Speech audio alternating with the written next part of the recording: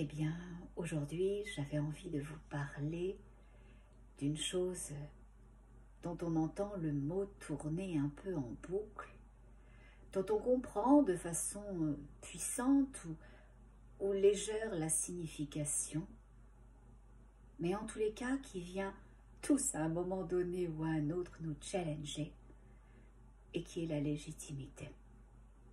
Se sentir légitime, légitime d'être, de ressentir, d'avoir, d'avancer, de manifester, de demander, de créer.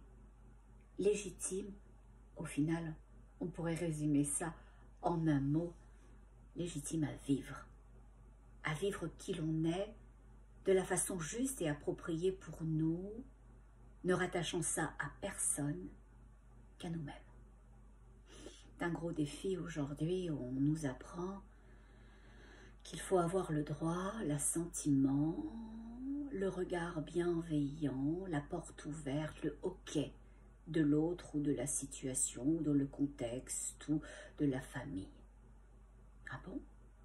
Mais qui est-ce qui a dit ça? Si ce n'est les vieux conditionnements qui, on ne va pas se le mentir, n'ont pas donné grand-chose jusqu'à présent. La légitimité, c'est, pour moi, dans le palier de conscience que je nourris et que je sers, eh bien, c'est le droit d'être, le droit de vivre, le droit de respirer, le droit d'avancer, le droit de souhaiter, le droit d'accueillir, le droit de ne pas savoir, le droit d'éprouver,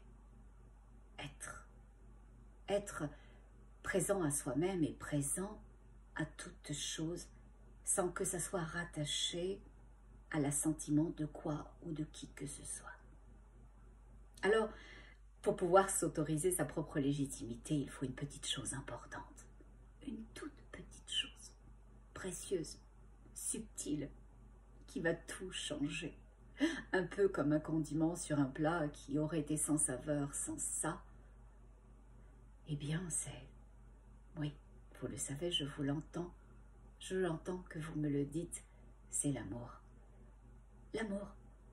Se regarder avec bienveillance, marquer ses mauvais coups et se dire qu'on en a appris quelque chose et jouir de ses bons coups dans la vie, de ses justes comportements, de sa bienveillance et de sa lumière. S'aimer. Si vous cherchez, si vous souhaitez, si vous aspirez à connecter à votre légitimité, alors la première démarche, c'est de vous aimer.